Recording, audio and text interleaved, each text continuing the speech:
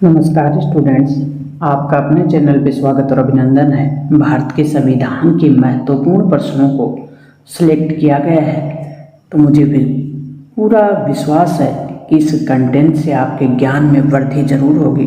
Video को अंत तक जरूर देखें ताकि हर एक कॉन्सेप्ट है वो आपका क्लियर होता जाए। A little progress every day add to a big result.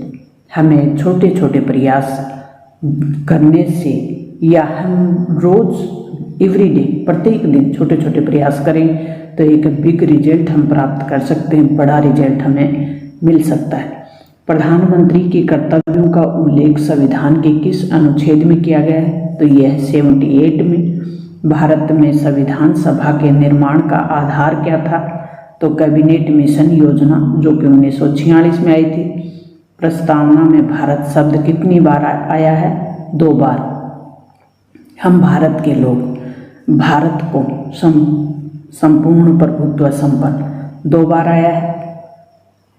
प्रारूप समिति का गठन कब किया गया? 29 अगस्त 1947 को। संविधान में भारत को क्या कहा गया है?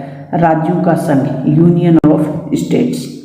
भारत के संविधान को लागू कब किया गया? 26 जनवरी 1950 को। संपत्ति का अधिकार मौलिक अधिकारों के रूप में किस संशोधन द्वारा समाप्त कर दिया गया था? तो यह 44वां संविधान संशोधन किया गया था और संपत्ति के अधिकार को मौलिक अधिकारों से निकालकर एक कानूनी अधिकार का दर्जा दिया गया। मुस्लिम हेतु पृथक निर्वाचन प्रणाली। मुस्लिम संप्रदाय के लिए एक पृथक निर्वाचन प्रणाली लागू करने की व्यवस्था की गई थी मार्ले मिंटो अधिनियम में। और ये कब लागू किया गया था? 1909 के अधिनियम को कहते हैं मार्ले मिंटो अधिनियम। 10वीं अनुसूची का संबंध किससे है? तो ये दल बदल विधेयक से संबंधित है। 10वीं अनुसूची 52वें संविधान संशोधन द्वारा कब लाई गई थी? 1985 में। दल बदल का एक कॉन्सेप्ट क्लियर करके डाला हुआ है। क्या होता है? तो दल बदल का साधारण सा अर्थ होता है कोई भी विधायक या सांसद यानी जनप्रतिनिधि एक दल के सिंबल से चुन के आए और वो दूसरे दल में किसी भी कारणवश पद या धन के लालच के कारण दूसरे दल में शामिल हो जाए तो उसे कहते हैं दल बदल।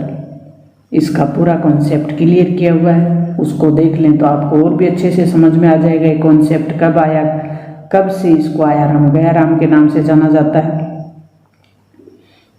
उद्देश्य प्रस्ताव कब प्रस्तुत किया गया था? 13 दिसंबर 1946 को। किसके द्वारा रखा गया था? पंडित जवाहरलाल नेहरू द्वारा। देश के प्रथम प्रधानमंत्री पंडित नेहरू द्वारा उद्देश्य प्रस्ताव रखा गया था।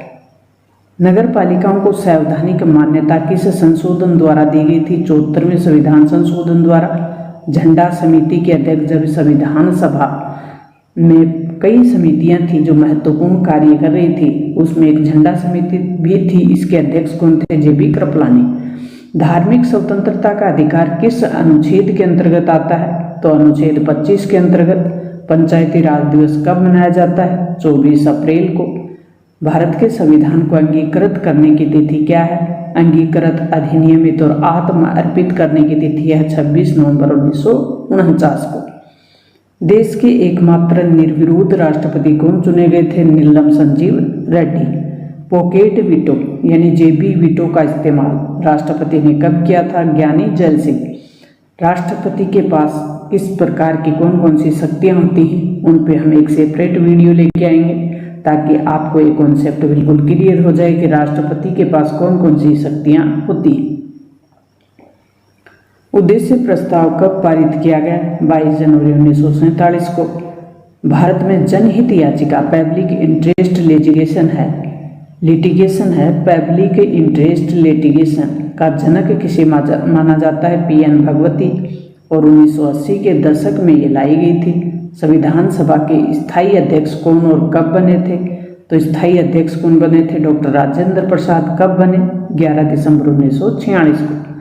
संयुक्त उच्च न्यायालय की स्थापना। संयुक्त उच्च न्यायालय की स्थापना किसके द्वारा की जाती है? संसद के कानून द्वारा। संयुक्त उच्च न्यायालय होता है 2 या 2 से अधिक राज्यों के क्षेत्राधिकार के लिए एक ही उच्च न्यायालय हो, उसे कहते हैं संयुक्त उच्च न्यायालय। प्रारूप समिति के अध्यक्ष कौन थे? डॉक्टर भीमराव अंबेडकर। संविधान सभा के उपाध्यक्ष कौन थे? एच.सी. मुखर्जी। कैबिनेट मिशन में संविधान सभा के सदस्यों की संख्या कितनी निर्धारित की थी? 389, 89। संविधान संशोधन प्रक्रिया कहाँ से ली गई है? तो भारत के संविधान में संविधान को संशोधित करने की जो प्रक्रिया ली है वो हमने ली है दक्षिणी अफ्रीका से। संविधान संशोधन किस अनुच्छेद के तहत होता है? 368 के तहत। संविधान संशोधन की पावर किसको दी गई है? संसद को, अनुच्छेद 368 के तहत। ये प्रक्रिया हमने कहाँ से ली थी? ये जो संविधान संशोधन की जो प्रक्रिया है ये किस प्रकार से होगी? ये हमने दक्षिणी अफ्रीका के संविधान से प्रेरित होकर ली है। संविधान निर्माण के समय संविधान में कितनी अनुसूचियां थी? 8 अनुसूचियां। वर्तमान में कितनी हैं? 12 अनुसूचियां। 9वीं अनुसूची कब जुड़ी? 1951 का जो संविधान संशोधन किया। फिर 10वीं अनुसूची 52वें संविधान संशोधन द्वारा 1985 में। 11वीं अनुसूची कब जुड़ी? तो 11वीं अनुसूची जुड़ी 1992 में। 11वीं और 12वीं। 11वीं अनुसूची है पंचायत से संबंधित, पंचायती राज, ग्रामीण स्वशासन, और 12वीं अनुसूची है नगरीय स्वशासन, नगर सरकारों से संबंधित। तो ये जुड़ी थी 1992 में। तो वर्तमान में कितनी है? 12 अनुसूचियां। मूल कर्तव्य किसकी अनुशंसा पे जोड़े गए थे? सरदार समिति, सवर्ण सिंह, ये पूर्ण सिंह नहीं है, सवर्ण सिंह समिति है, सरदार सवर्ण सिंह समिति द्वारा जोड़ी गई थी। 42वें संविधान संशोधन द्वारा प्रस्तावना में कितने शब्द जोड़े गए? 3 शब्द जोड़े गए थे। एक तो समाजवादी, पंथ निरपेक्ष और अखंडता। संविधान में समवर्ती जो सूची है उसको कहाँ से लिया गया है? ऑस्ट्रेलिया के संविधान से। मूल कर्तव्य किस संविधान से लिए गए हैं? तो मूल कर्तव्यों को हमने लिया है भूतपूर्व सोवियत संघ, जो कि वर्तमान में रूस है। 11वीं अनुसूची किस संविधान संशोधन के द्वारा जुड़ी? 73वें संविधान संशोधन 1992। मूल कर्तव्यों को किस भाग और अनुच्छेद में डाला गया है? तो अनुच्छेद है 51A। भाग कौन सा है? 4A। 10वीं अनुसूची किस संविधान संशोधन द्वारा जोड़ी गई थी? 52वें संविधान संशोधन द्वारा 1985। भारतीय संविधान में अनुसूचियों की संख्या वर्तमान में कितनी है? 12। किस अनुसूची में पंचायती राज व्यवस्थाओं का वर्णन किया गया है? 11वीं अनुसूची। भारत की 22 भाषाओं का उल्लेख कौन सी अनुसूची में हुआ है? 8वीं अनुसूची में 22 भाषाओं का उल्लेख। 52वां संविधान संशोधन, 52वां संविधान संशोधन हुआ था, उसमें कौन कौन सी भाषाओं को जोड़ा गया था? तो ये BDMS यानी बोडो, डोगरी, मैथिली और संथाली को। केंद्र तथा राज्यों की शक्तियों का बंटवारा किस अनुसूची के अंतर्गत आता है? 7वीं अनुसूची में। अवशिष्ट शक्तियों को केंद्र को सौंपने का जो लक्षण हमने लिया है, अवशिष्ट शक्तियां कौन सी होती हैं? तो 3 सूचियां हैं, संघ सूची, समवर्ती सूची और राज्य सूची। इसके अलावा, इन विषयों के अलावा जो भी नए विषय होंगे वो हमने उस समय संविधान बनाते समय एक अवशिष्ट विषयों को रखा गया था कि जो भी नए विषय होंगे जो उस समय नहीं थे वो अवशिष्ट विषयों में शामिल होंगे, और अवशिष्ट विषयों के जो कानून बनाएगी वो संसद बनाएगी, यानी केंद्र सरकार के पास होगा ये पावर। तो ये हमने लिया था कर्नाटक के संविधान से। 7वीं जो अनुसूची है वो किस प्रकार की अनुसूचियों का वर्णन करती है? संघ सूची, राज्य सूची और समवर्ती सूची का। तो संघ सूची में कितने विषय हैं? 97। राज्य सूची में कितने विषय शामिल हैं? 66। समवर्ती सूची में है 47। अब जब 42वां संविधान संशोधन हुआ 1976 में, तो 5 विषयों को राज्य सूची से निकालकर समवर्ती सूची में डाल दिया था। तो ये आजकल वर्तमान में 52 है और ये वर्तमान में 61 है। किस अधिनियम द्वारा भारत का गवर्नर जनरल का पद है वो सर्जित हुआ? 1833 का जो चार्टर एक्ट था उसके द्वारा। किस अनुसूची में? अनुसूचित क्षेत्रों और जनजाति के जो क्षेत्र हैं उनका वर्णन किया गया है 5वीं अनुसूची। भारत के प्रथम वाइसराय कौन बने थे? Lord Canning. दल बदल विधेयक से संबंधित प्रावधानों का उल्लेख किस अनुसूची के अंतर्गत हुआ? 10वीं अनुसूची। 14 वर्ष से कम आयु के बच्चों को कारखानों के खतरनाक कार्य में नहीं लगाया जा सकता, ये कहता है अनुच्छेद 24। वाइसराय का पद सर्जित हुआ 1858 के अधिनियम द्वारा। हम भारत के लोग जैसी शब्दावली का उल्लेख संविधान में कहाँ से लिया गया है? कहाँ किया गया है? प्रस्तावना में। न्यायिक समीक्षा की अवधारणा हमने कहाँ से ली है? अमेरिका से। सर्वोच्च न्यायालय का जो कॉन्सेप्ट है, न्यायपालिका का जो कॉन्सेप्ट है, वो हमने कहाँ से लिया है? अमेरिका से। बंगाल के पहले गवर्नर कौन बने थे? Warren Hastings. राष्ट्रपति किस अनुच्छेद के द्वारा दोनों सदनों की संयुक्त बैठक बुला सकता है? तो अनुच्छेद 108 है। किसी भी साधारण विधेयक पे दोनों सदनों के बीच सहमति नहीं बन पा रही हो तो राष्ट्रपति अनुच्छेद 108 के तहत क्या बुला सकते हैं? संयुक्त बैठक दोनों सदनों की। कौन बुला सकता है? राष्ट्रपति। अनुच्छेद कौन सा है? 108। संविधान संशोधन विधेयक और धन विधेयक के मामले में ऐसा प्रावधान नहीं है, साधारण विधेयक के मामले में ऐसा प्रावधान है। सर्वोच्च न्यायालय के प्रथम मुख्य न्यायाधीश कौन थे? हीरालाल कानिया। भारतीय संविधान का सबसे बड़ा स्रोत हमने कहाँ से लिया है? 1935 के अधिनियम से, क्योंकि 200 प्लस जो विषय थे संविधान में, 395 में से 395 अनुच्छेदों में से 200 प्लस अनुच्छेद हमने 1935 के अधिनियम से शब्द से उठा लिए। तो इसका मतलब, कहने का मतलब है कि सबसे बड़ा जो स्रोत है हमारे भारत के संविधान का, वो क्या है? 1935 का अधिनियम। पंचायती राज संस्थाओं को संवैधानिक मान्यता किस समिति की सिफारिश पर दी गई? लक्ष्मीमल सिंघवी। 1935 के अधिनियम को किसने दास्ता का अधिकार पत्र कहा? पंडित जवाहरलाल नेहरू ने। संविधान सभा के संवैधानिक सलाहकार कौन थे? BN राव। विधि दिवस मनाया जाता है 26 नवंबर को। मंत्रिमंडल शब्द है वो किस अनुच्छेद में उल्लेख हुआ है? अनुच्छेद 352 में। मंत्री परिषद और मंत्रिमंडल में क्या अंतर है? अगर आपको ध्यान नहीं है तो इसके लिए सेपरेट वीडियो डाला हुआ है कि मंत्री परिषद जिसका उल्लेख संविधान के अनुच्छेद 74 में हुआ है और मंत्रिमंडल का 352 में। तो इसमें दोनों में क्या अंतर है वो आप देख सकते हैं। प्रथम बार राष्ट्रीय जो ध्वज है वो कब फहराया गया था? 26 जनवरी 1930 को। शिक्षण संस्थाओं में धार्मिक शिक्षा से संबंधित प्रावधान अनुच्छेद 28 में। कांग्रेस के किस अधिनियम में पूर्ण स्वराज की घोषणा हुई थी? लाहौर अधिवेशन हुआ था 1929 में। मतदाता की आयु 21 वर्ष थी पहले, वर्तमान में कितनी है? 18 वर्ष। ये कब की गई? 61वें संविधान संशोधन द्वारा। डॉक्टर भीमराव अम्बेडकर किस प्रदेश से संविधान सभा में चुन के आए थे?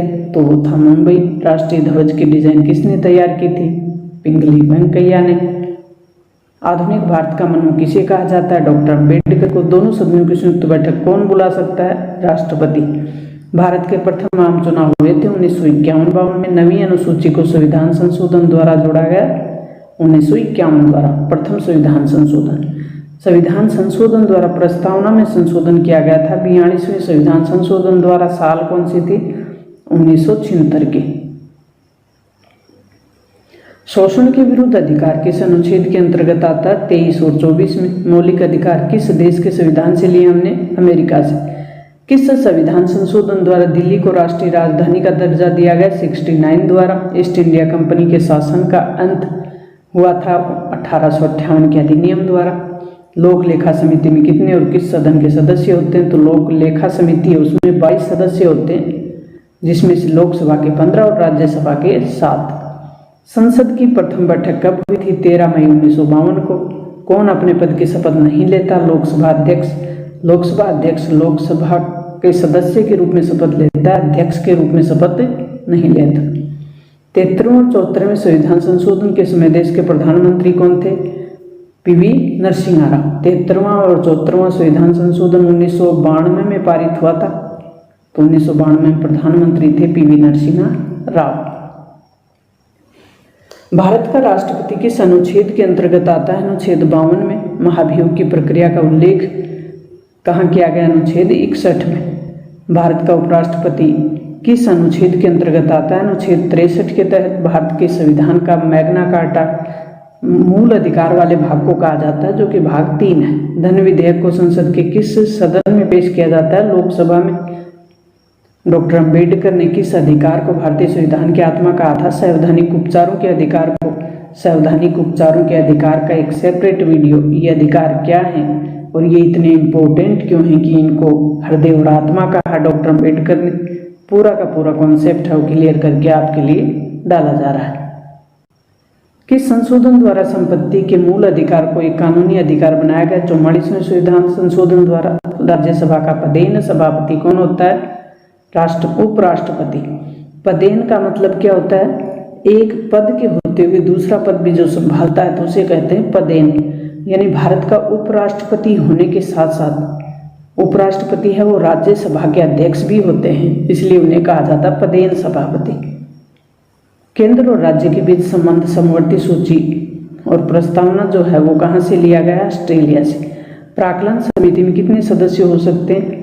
तो प्राक्कलन समिति में 30 सदस्य होते हैं और सभी सदस्य लोकसभा से होते हैं। धन विधेयक किस अनुच्छेद में उल्लेख है? 110 में। प्रांतीय जो संविधान समिति थी उसके अध्यक्ष को किसे बनाया गया था? सरदार वल्लभ भाई पटेल को। राज्यों के पुनर्गठन में महत्वपूर्ण भूमिका निभाने वाले 565 रियासतों के एकीकरण में महत्वपूर्ण भूमिका निभाने वाले सरदार वल्लभ भाई पटेल, जो कि भारत के लौह पुरुष कहलाते हैं, ये किस समिति के अध्यक्ष थे? प्रांतीय समिति। संसद में धन विधेयक को प्रस्तुत करने से पूर्व किसकी अनुमति ली जाती है? राष्ट्रपति की। संसद में धन विधेयक रखते हैं उससे पहले ही राष्ट्रपति की अनुमति लेनी जरूरी होती है।